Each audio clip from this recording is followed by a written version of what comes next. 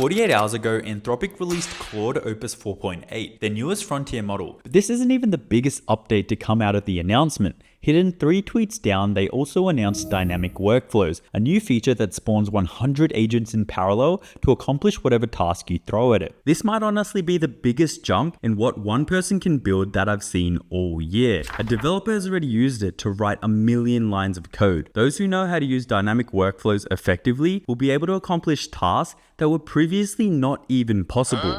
Sit with me for the next few minutes and I'll show you exactly what Dynamic Workflows are, how to turn it on, what you can actually do with it, and the one mistake you do not want to make while using this feature. By the end, you'll be able to control your own army of Claude bots and be ahead of 99% of people using Claude right now. So in order to use Dynamic Workflows effectively, you first need to understand what it is under the hood. So here's the simplest explanation. When you're working on something important, you don't want to just trust a single model. I usually get Claude to draft the report or whatever document I'm trying to make, then I throw it at ChatGPT or Gemini and ask it to poke holes in Claude's answer. This is incredibly effective at catching blind spots, but it's very manual. You have to wait for one to finish and then copy paste the response between 2 separate windows. Dynamic Workflows is that exact instinct, except Claude runs the whole team itself. You give it a big task, and instead of one Claude grinding through it line by line, it writes itself an orchestration script. It breaks your task into stages, decides which parts get fanned out to parallel sub-agents, spins up separate agents to verify the output,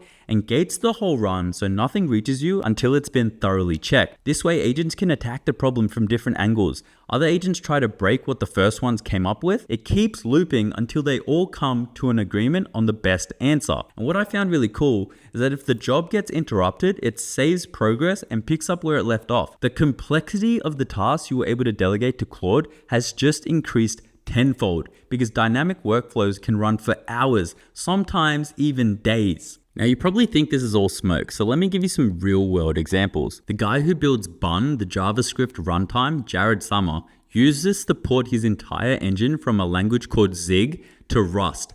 Roughly 750,000 lines of code, 99.8% of the old test suite still passing. The whole process ran for 11 days to complete the codebase. Jared stated that one workflow mapped out the correct structure for every field in the old codebase. The next wrote every new file as a behavior identical copy of the old one. Hundreds of agents in parallel with 2 reviewers checking every single file. The review agents just hammered the build over and over until it eventually just started working. And it's not just giant rewrites. An Anthropic engineer, Kat Wu, used it to go through hundreds of A/B test flags across their product. Boring, tedious janitor work that normally rots in a backlog for over a year was done in under 10 minutes, all in parallel. Okay, that's cool and all, but how do you actually turn this thing on? There are 2 main ways to turn this thing on, and they're both stupid simple. First, just ask for it. Literally type the word workflow in your prompt. Something like create a workflow to audit this code base for security issues. That word is the trigger. Claude builds the orchestration plan and shows it to you before it runs anything. 2. Turn on Ultra Code. It's a new setting in the effort menu.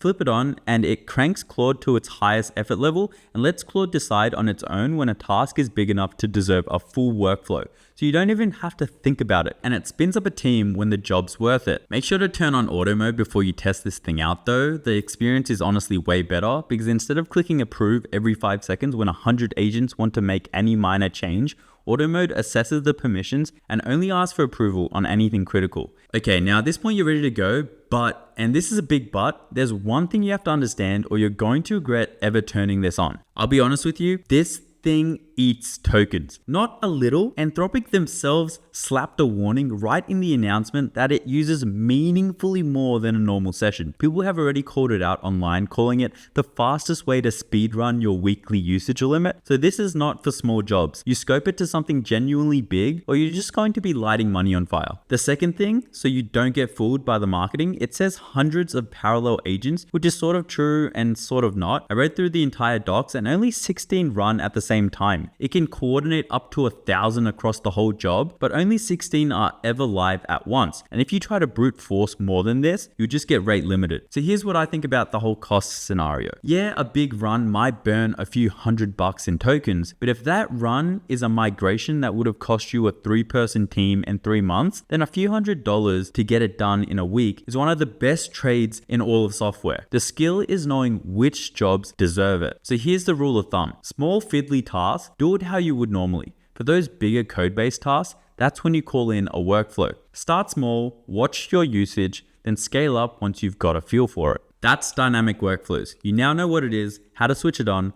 what to aim it at, and how not to nuke your account doing it, which, like I said, already puts you ahead of basically everyone. If you want to learn how to save on your Claude token usage, check out this video right here, and I'll see you over there. Peace.